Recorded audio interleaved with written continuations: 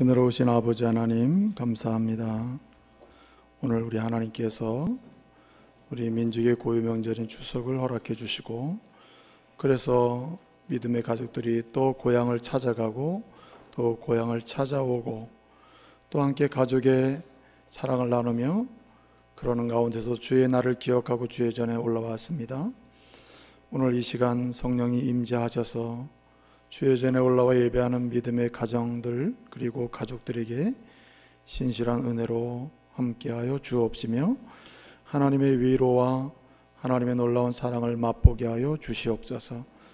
특별히 갖가지 삶의 아픔과 고단함과 문제로 고통하는 가정과 가문이 있으면 주님 다시금 세워주셔서 하나님의 기뻐하시는 믿음의 가문으로 강하여지게 하시고 창대케 하시고 강성하게 하시고 흥하게 하시고 열리는 역사가 시작되게 하여 주시옵소서.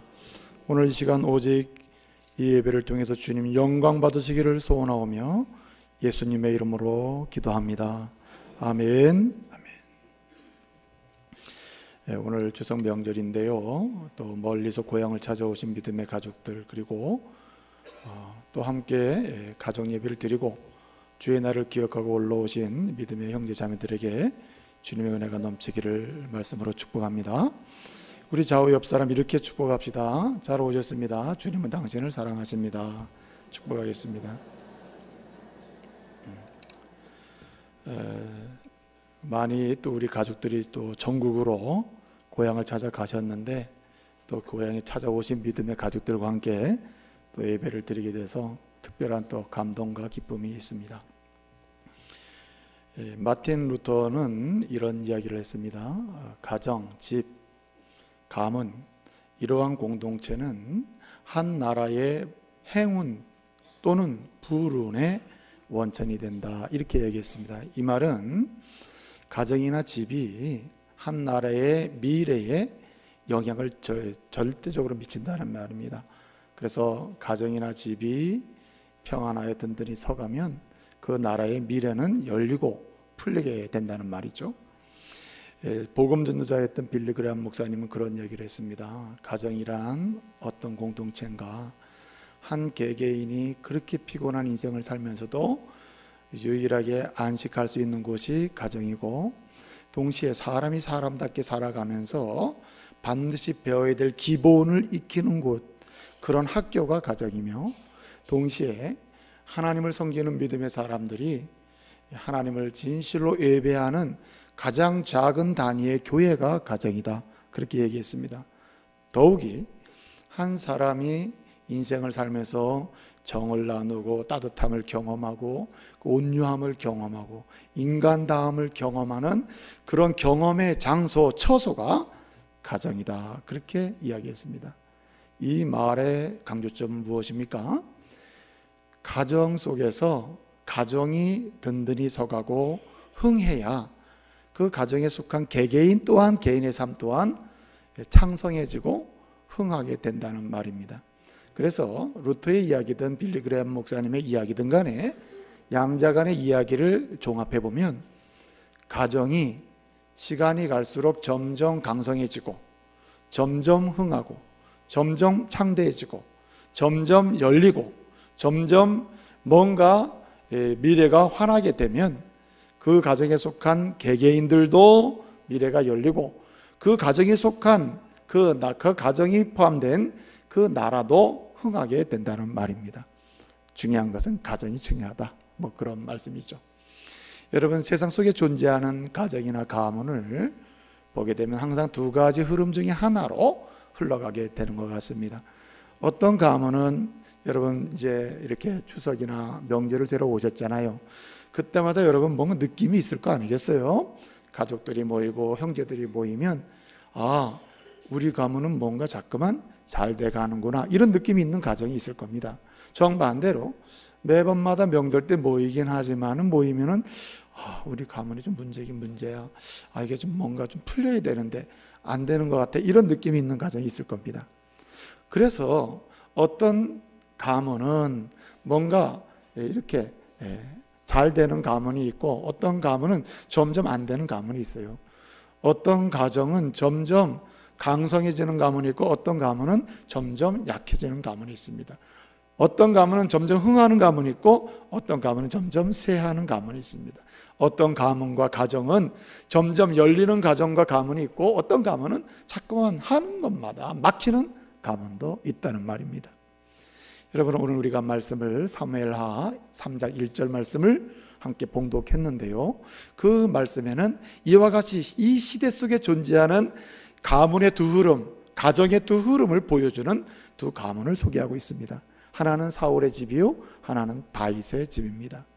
오늘 말씀을 보게 되면 사울의 집과 다윗의 집 사이에 전쟁이 오래 있었는데 그 전쟁이 오래되는 과정 속에 그 결과로 다윗의 집은 점점 강하여지고 사울의 집은 어떻게 됐다 그랬죠? 점점 약하여지니라, 이렇게 말씀하고 있는 것입니다. 왜 사울의 집은 점점 약해지고 다윗의 집은 점점 강하여졌을까요? 왜 다윗은 점점 창대함을 경험하는데 왜 사울과 그 가문은 점점 쇠할 수밖에 없었을까요? 왜 다윗과 그 가문은 점점 열리는 역사를, 열리는 미래를 보는데 왜 사울의 집은 점점 닫히는 그런 미래를 경험하게 되었을까요? 사무엘하 5장 10절에서는 해답을 주고 있습니다. 사무엘하 5장 10절을 보게 되면 이렇게 말씀합니다. 여호와께서 하나님이 다윗과 함께 하시니 다윗은 점점 강성하여지니라. 할렐루야. 예? 하나님이 함께 하시는 그 사람, 하나님이 함께 하시는 그 가문, 하나님이 함께 하시는 그 가정, 그 가정과 그 사람은 점점 강성하여진다고 했습니다. 그러니까 다윗의 집과 다윗과 그 집이 점점 강화해지고 강성해지고 흥해지고 창대해진 이유는 누가? 하나님이 함께 하셨기 때문이라는 거예요. 저는요, 오늘 사실 이 말씀을 준비하고 함께 나누려고 하는 이유는 오늘 이 추석을 맞이해서 다 가족들이 모였지 않습니까? 모여서 여러 가지를 경험을 했겠습니다만은 여러분, 오늘 이 추석 명절을 마치고 집으로 각각 돌아가는 그 시점에는 여러분 마음속에 하나님, 내년에 이맘때쯤에 우리가 다시 만날 때에는 우리도 다윗과 그 가문처럼 우리 가문도 열리고 있구나, 창대해지고 있구나, 뭔가 강성해지고 있구나, 그러면서 뭔가 간증하고 나눌 수 있고 감격할 수 있는 이런 고백의 역사가 있으면 좋겠습니다. 예?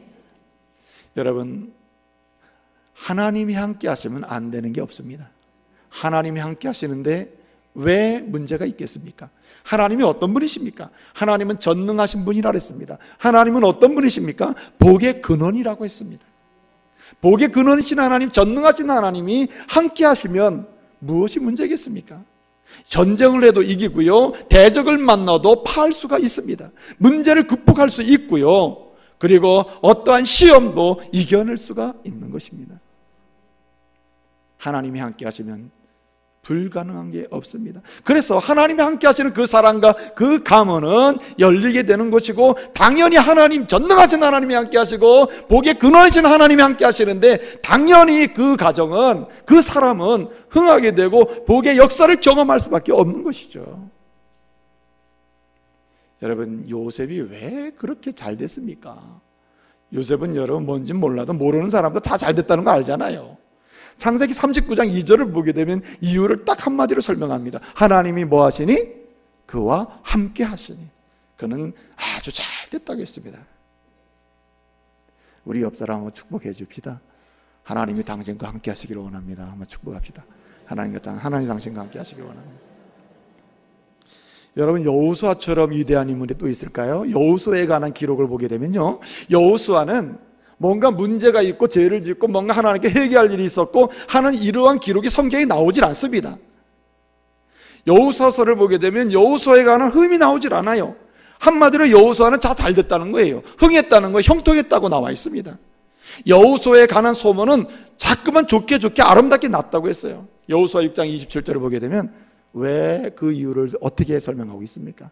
왜 잘 되고 왜 소문이 잘 났다고 했습니까? 대답해 보세요, 여러분이. 왜? 네 남자에서 그러더라고. 왜? 왜? 누구는 했는데. 여러분, 왜 여호수아는 잘 됐을까요? 왜 여호수아는 열렸을까요? 왜? 대답하세요.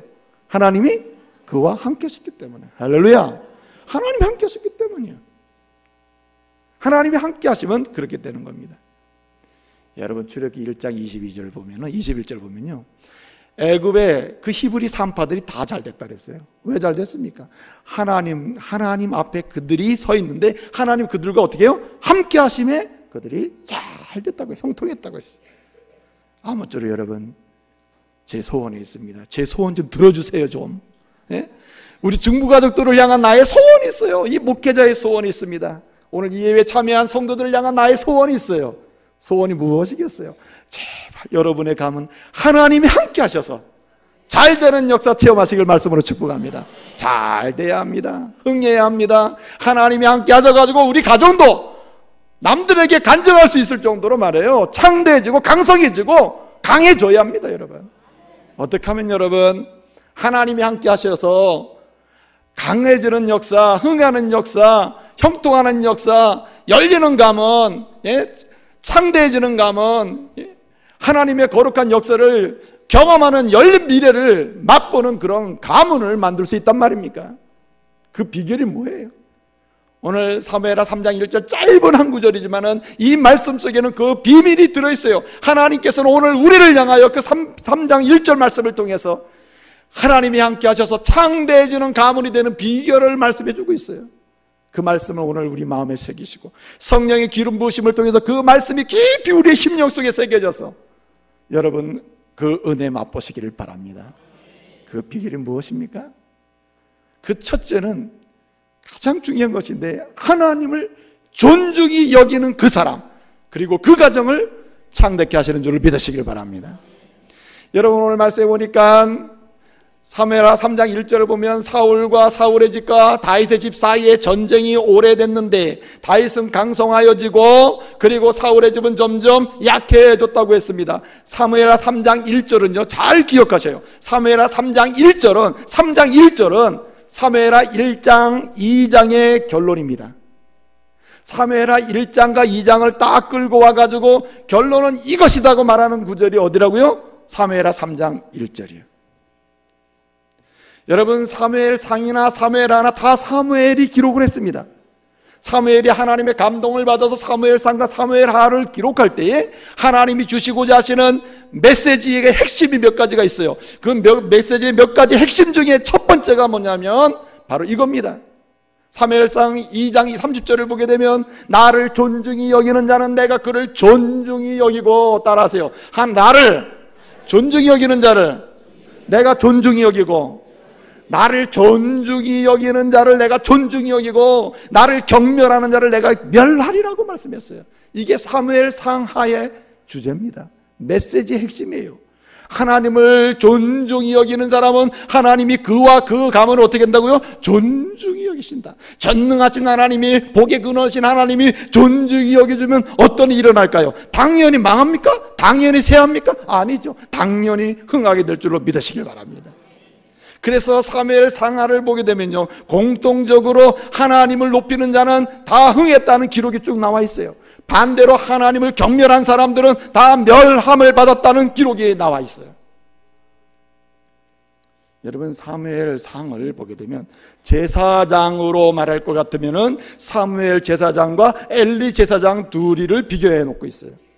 사무엘상하를 비교해 놓고 보면 인물 왕으로 비교해 보면 사울 왕과 다윗 왕을 비교해 놓고 있어요.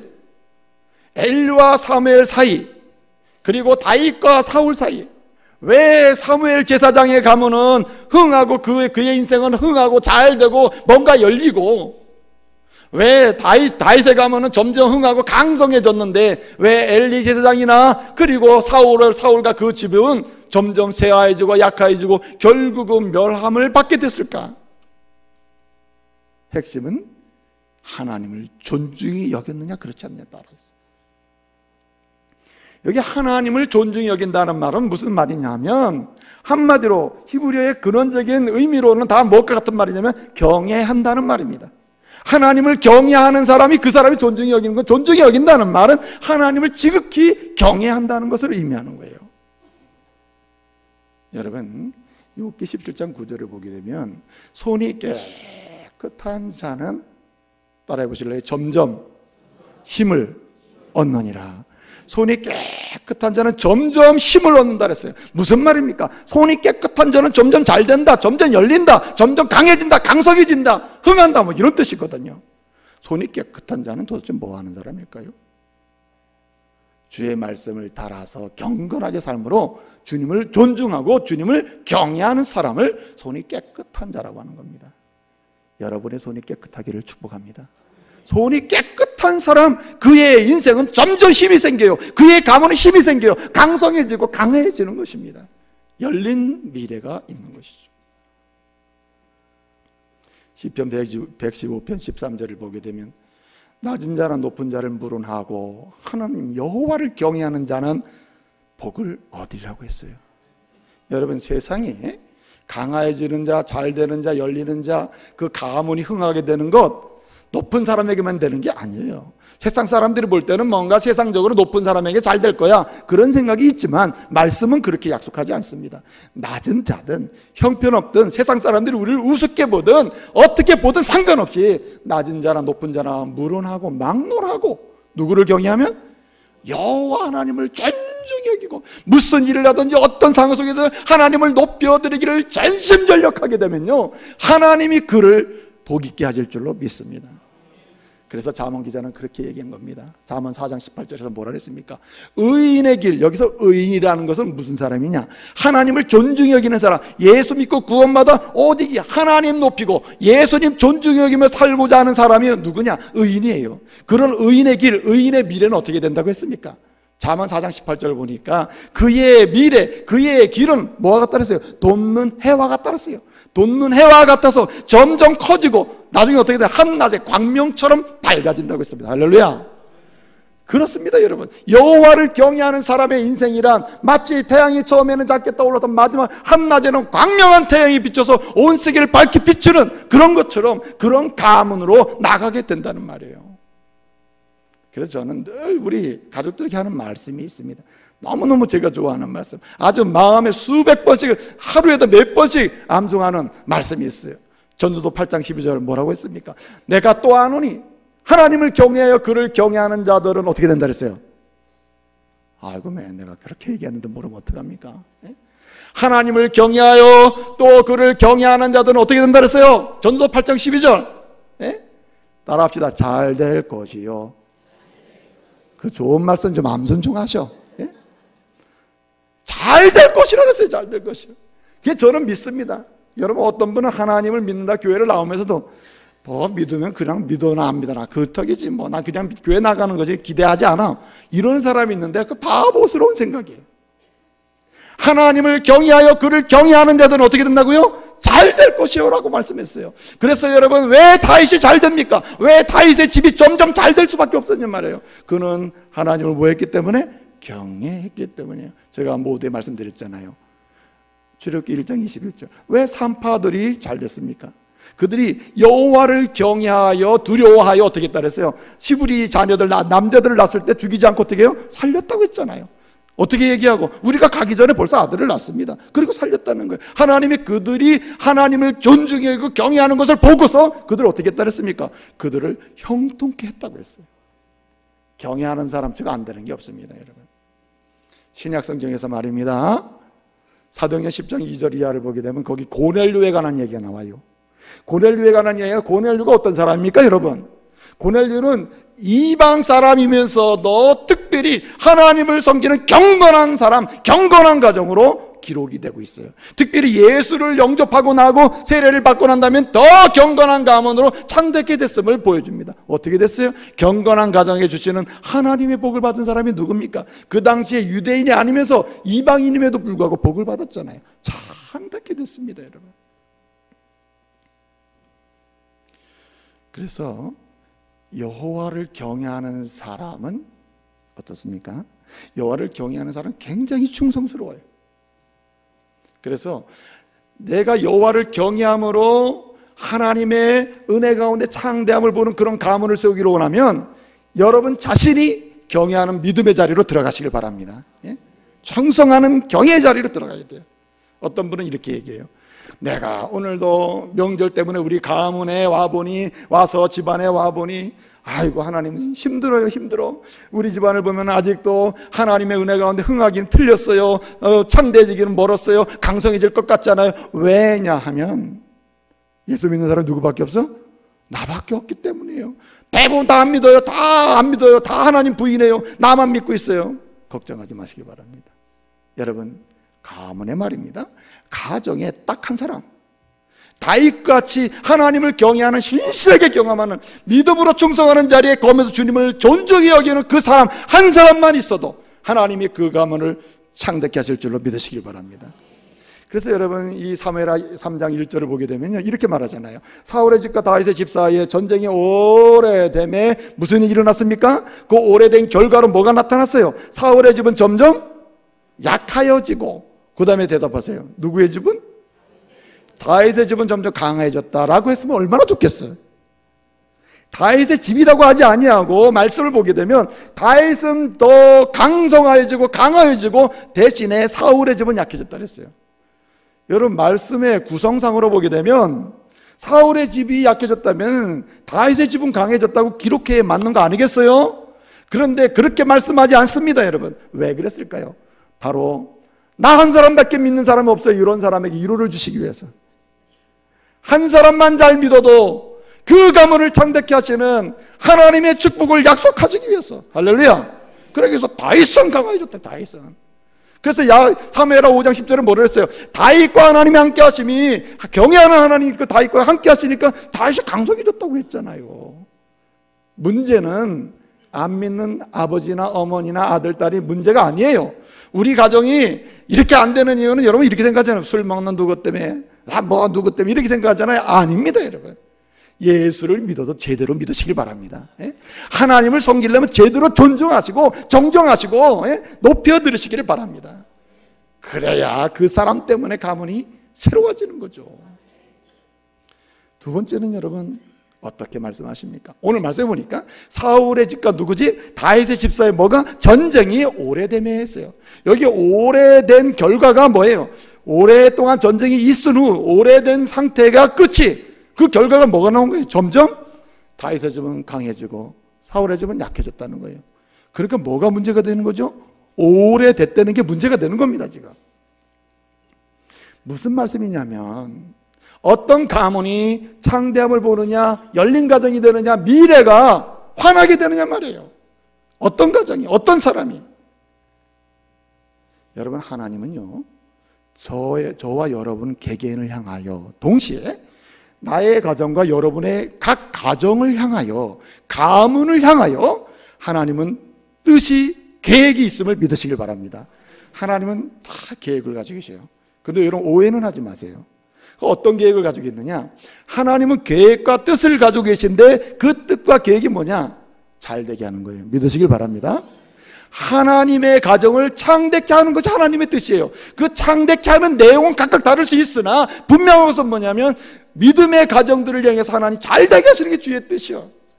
근데 여러분, 중요한 게 뭡니까? 어떤 가정, 그럼 이런 주의 계획된 뜻이 이루어지고 그것이 흥하게 되고 내 개인의 인생이 열리는 인생이 되는 그 은혜를 경험하게 된단 말입니까?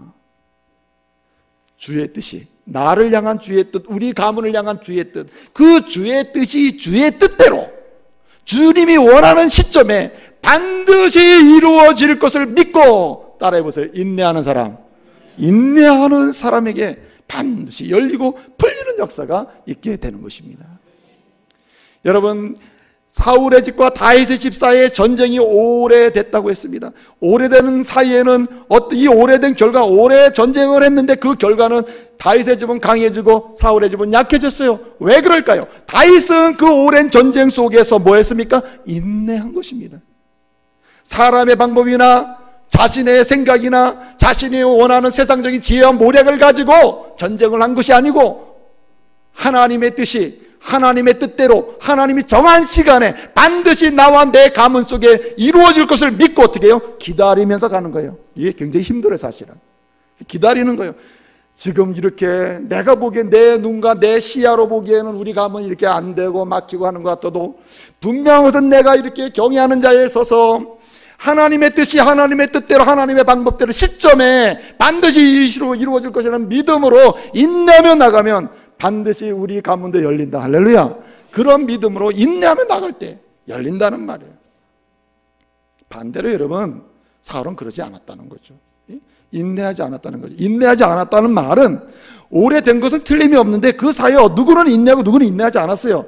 인내하지 않는 사람의 공통적인 특징이 뭔지 아십니까? 한방입니다. 한방. 요즘 사람 참 좋아하잖아요. 요즘 뭐 한방에 좀 하는 거 없을까? 한방에 그냥 빵 터지는 거 없을까? 한방에 막 확실히 우리 집안에 확 일어설 수 있도록 돈을 좀 벌 수 있는 방법 없을까? 한방에 명예도 없고 한방에 권력도 없고 말이에요. 한방에 뭔가 할 수 있는 길 없을까? 굉장히 한방을 좋아하더라고요, 요즘은. 예? 심지어는 목사님도 주여 한방 터뜨려 주시옵소서. 그래서 막 부엉을 맛보여. 한방이 되는 게 어디 있습니까, 여러분? 따라합시다. 하나님의 은혜는, 하나님의 열림은 점점 온다. 그래서 오늘 말씀 뭐라 했습니까? 오래됐는데 뭐라 했어요? 점점 강하여지고 점점 약해졌다 그랬잖아요. 점점이요, 점점. 한 방은 통하지가 않습니다. 여러분, 한 방 좋아하다가 한 방에 가요. 여러분, 누가복음 15장에 보게 되면 탕자의 비유가 나오거든요. 그 탕자가 어떤 사람입니까? 아버지가 부자입니다. 참 내 인생에 이 아버지 밑에서 아버지 죽을 때까지 뭐 나중에 상속받을 때까지 하다가는 인생 다 지나가게 됐단 말이에요. 그래서 생각을 하는 거죠. 나도 이 아버지 재산 탁 적어서 한 방을 해가지고 부자가 돼서 나도 내 마음대로 살 수 있으면 좋겠다. 그래서 한 방을 얻기 위해 가지고 아버지한테, 아버지 내가 아들 아닙니까? 아버지 나한테 재산 좀 주세요. 나중에 아버지 돌아가시면 줄 거 나한테 꼭 주세요. 지금 주면 안 됩니까? 아버지가 이 아들을 너무나 끔찍히 사랑하니까 어떻게 했습니까? 그래, 알았다. 내가 주겠다. 하나님은 아십니다. 주인은 아세요. 한 방을 주면 한 방에 간다. 그래 고생하는 거지. 자꾸만 달라니까. 주인이 어떻게 해서 줬어요. 그냥 엄청난 재산을 한 번에 부자가 돼가지고 세상으로 나갑니다. 어떻게 됐습니까? 오래 갑니까? 아니죠. 한 방에 가요. 어떻게 됐어요? 그는 비참한 신세가 돼도 돼지 쥐염 열매를 먹는 거짓 신세가 돼가지고 주여 내 주여 손 들고 옵니다. 돌아오는 거 아니겠어요? 절대 한방 좋아하지 마세요. 한방 가지고는 세상이 되는 게 아니에요. 여러분, 가문의 창대함은 점점 일어나는 겁니다. 하나님의 예비하신 시간이 있어요. 믿으시길 바랍니다. 아버지가 돌아올 시점이 있고 어머니가 돌아올 시점이 있어요. 믿지 않는 아들, 딸이 돌아올 시점이 있습니다, 여러분. 그러므로 주의 뜻이 내 아들과 내 자녀들과 특별히 내 부모에게 우리 가문에 이루어질 그때가 있음을 믿고 어떻게 해요? 인내하며 가야 할 줄로 믿습니다. 그 인내가 대단히 중요해요. 그래서 예수님께서 말씀하시기를 누가복음 21장 19절에 뭐라 그랬습니까? 인내가 영혼을 얻는다 그랬어요. 인내가 영혼을 얻어요. 인내가 생명을 살린다는 말입니다. 인내하지 않고 인간적 방법을 쓰면 그때는 망하는 거예요. 사울이 어떻게 됐습니까? 이스라엘 사람들이 이렇게 얘기하잖아요. 전쟁하고 돌아왔는데 뭐 다윗은 만만이고 사울은 천천히요. 노래소리를 듣고 나니까 기분이 팍 상해버렸어요. 그래서 어떻게 합니까? 바로 다윗을 죽여야 되겠다, 이런 마음을 갖는 거 아니에요. 인간적으로 생각하는 겁니다, 여러분. 하나님의 뜻이 내가 지금 비록 왕이고 다윗에게 기름 부어서 이스라엘 왕으로 세우셨던 하나님의 뜻이 있다면 내가 왕이고 다윗을 기름 부으셨는 하나님이 하나님의 뜻이 나에게도 아름답고 저에게도 아름답게 이루어질 줄 믿는다. 할렐루야. 그리고 인내해야 되는 거예요. 근데 여러분 어떻게 했습니까? 사울은 인간적인 방법과 계산을 통해서 한 방을 했으나 그 한 방 때문에 자기가 어떻게 됩니까? 망하는 거 아니에요. 블레셋과의 전쟁이 일어났습니다. 전쟁하기 전에 항상 예배를 드려야 됩니다. 예배는 제사장이 인도해야 되는 거 아닙니까? 사무엘 제사장이 내가 속히 가서 제사를 예배를 인도하겠다고 약속했어요. 약속한 날짜가 지나도 않아요. 사울이 어떻게 했습니까? 인간적인 방법을 동원하는 거예요. 빨리 하는 거, 빨리 했을 때 어떻게 됐습니까? 하나님께 버림받는 것입니다. 열릴 기회가 막히는 거예요. 그러므로 이렇게 하나님의 뜻이, 하나님의 뜻대로 하나님이 정한 시간에 우리 가문과 나를 향한 뜻이 반드시 이루어진다고 하는 믿음으로 인내하는 그 사람은 그 인내의 여정 속에 무엇을 하느냐, 인내하는지 안 하는지 알 수 있는 방법이 한 가지 있어요. 그것이 뭐냐면 용서를 하느냐 안 하느냐예요. 보십시오. 사울은 어떻습니까? 오래됨에, 전쟁이 오래됨에 인내하면서 어떻게 해요? 인내하는 결과가 뭘로 나타난다고요? 용서로 나타나는데 사울은 어떻습니까? 닥치는 대로 죽이려고 하는 거 아니에요.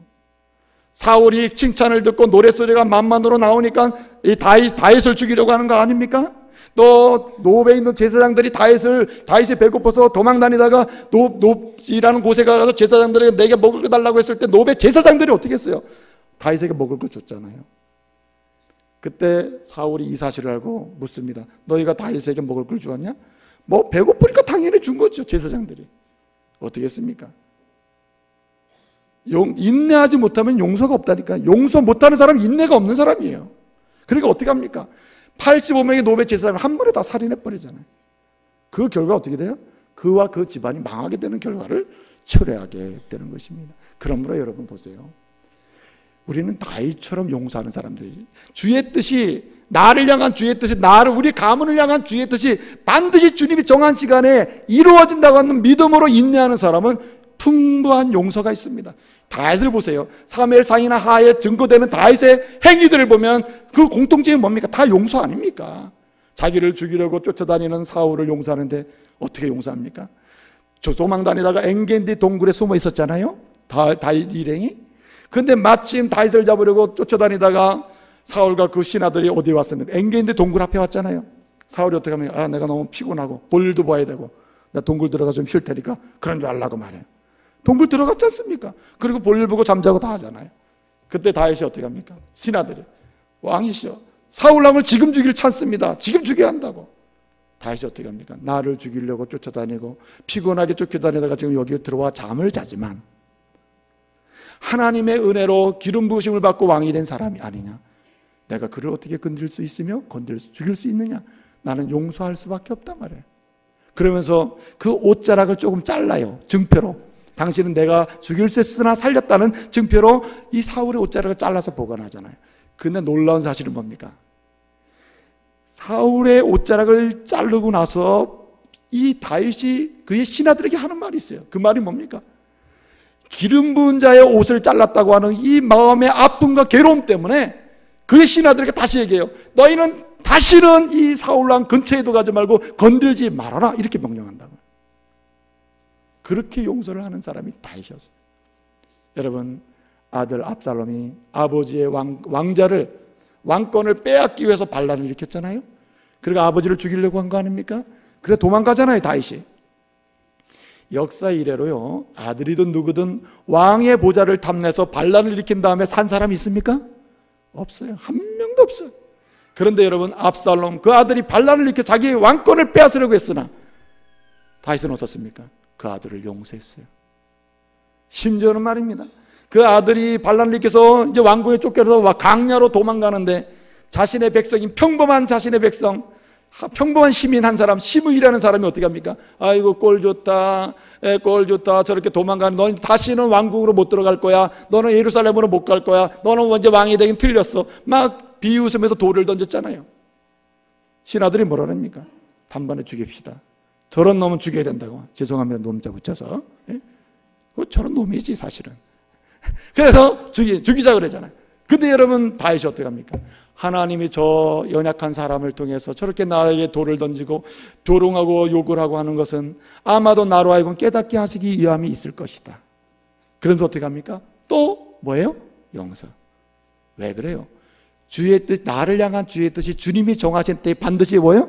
이루어질 것을 믿으며 인내하기 때문에 얼마든지 용서할 수 있는 거죠. 얼마든지. 여러분, 다윗의 신복이 누굽니까? 요압 아닙니까? 다윗과 처음부터 함께 끝까지 하면서 군대 장관으로, 국방장관으로 일을 한 사람이 요압 장군이에요. 근데 여러분, 요압이 어느 날 교만해지니까 왕도 속이잖아요. 왕의 명령을 불복종하잖아요. 다윗이 이것을 알았을 때 어떻게 해요? 여러분, 왕의 권위에 불복종하면 죽는 겁니다. 그런데 다윗은 어떻게 했어요? 요압을 용서했다 이 말이에요. 용서.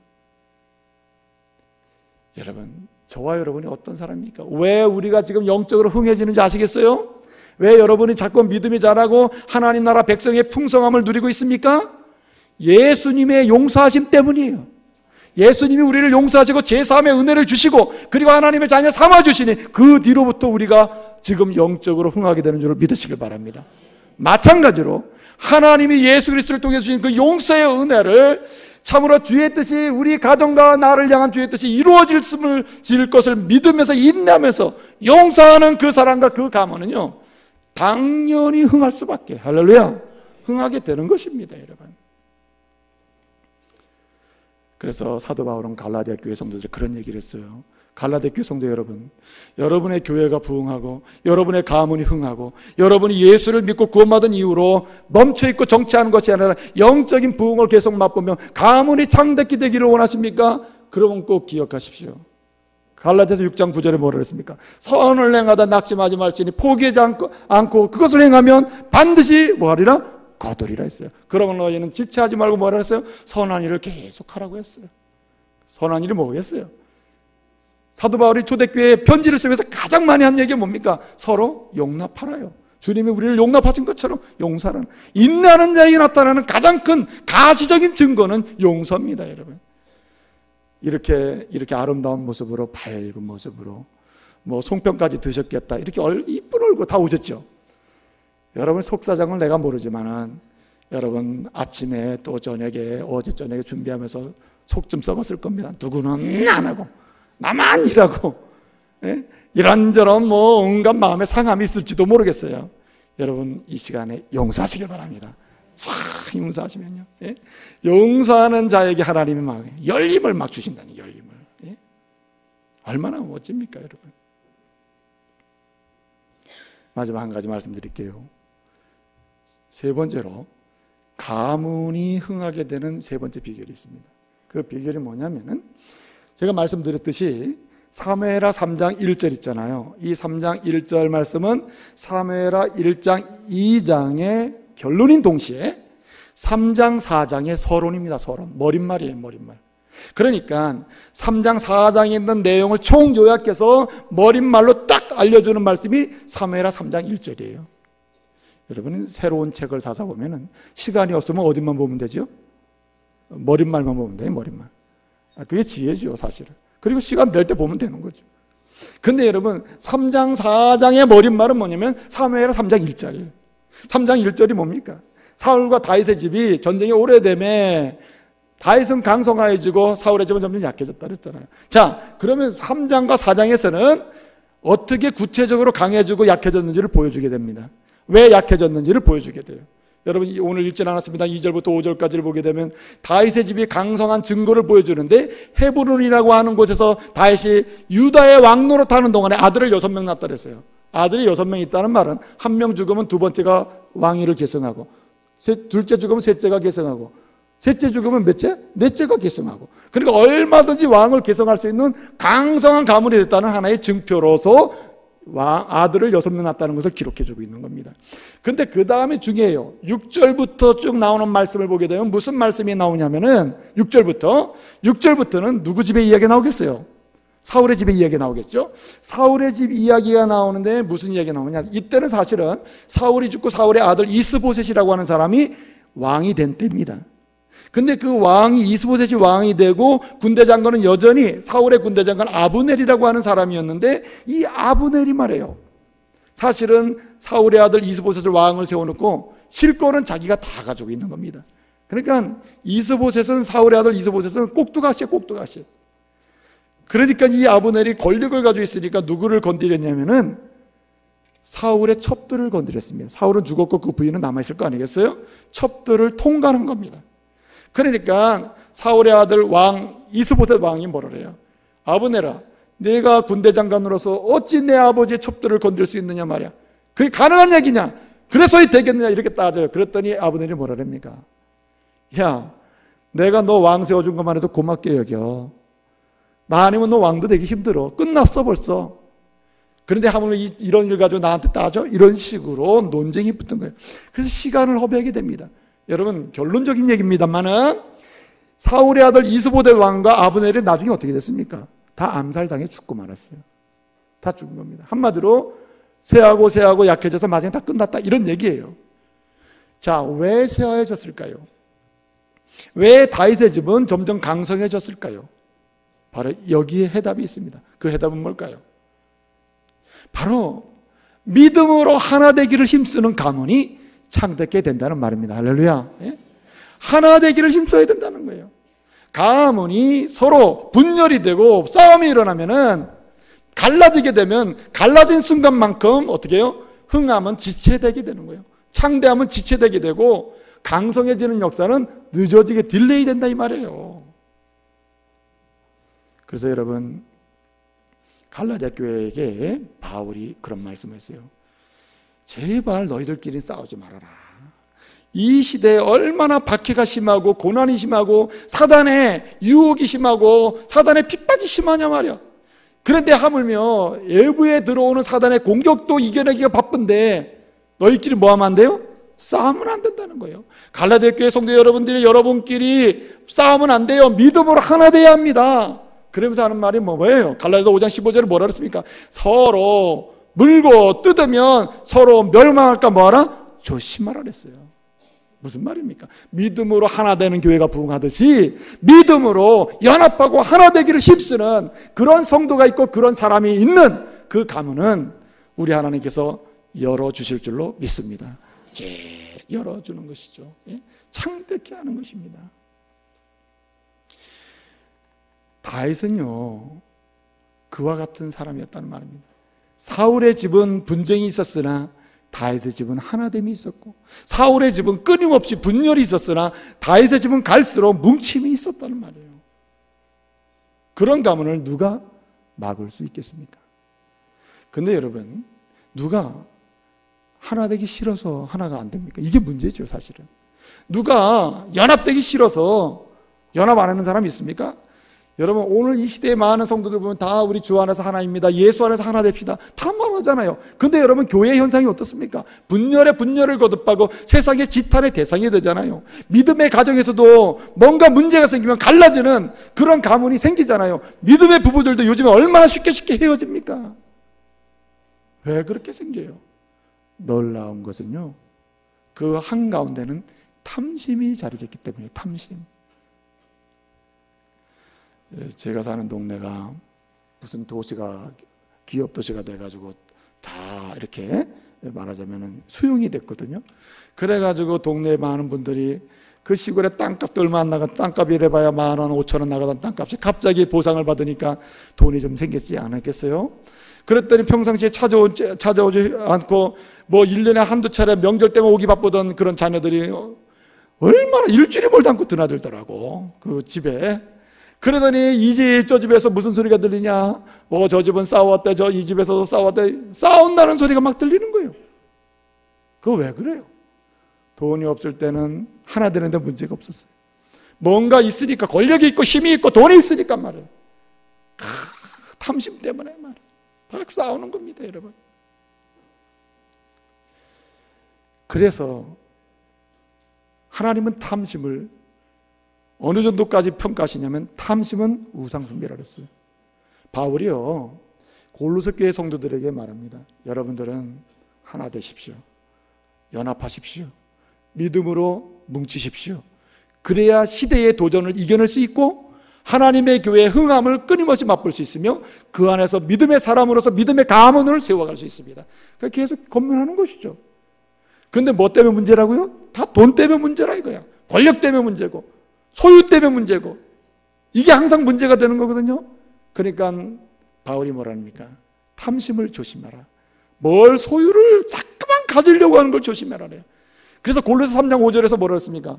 탐심을 조심하라. 탐심은 뭐냐? 얼마나 강하게 명령했습니까? 탐심은 곧 우상숭배니라. 우상숭배.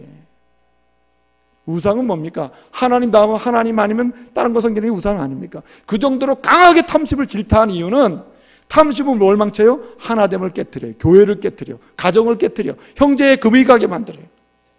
그렇기 때문에 우리는 어떻게 해야 합니까? 적극적으로 여러분 나눠주며 하나됨을 힘써야 될 줄로 믿습니다. 나눠줘야 돼요. 여러분, 그러니까 웬만하면은 명절 때 이렇게 오시지 않습니까? 명절 때 오거나 명절 때 이렇게 맞이하거나 서로 있는 것 좀 나눠주시기를 바랍니다. 형제들에게 막 서로 나눠주지 않으려고 서로도 갖고 그러지 마시고, 믿음의 사람을 통해서 그 가문을 창성하게 해야 될 거 아니에요.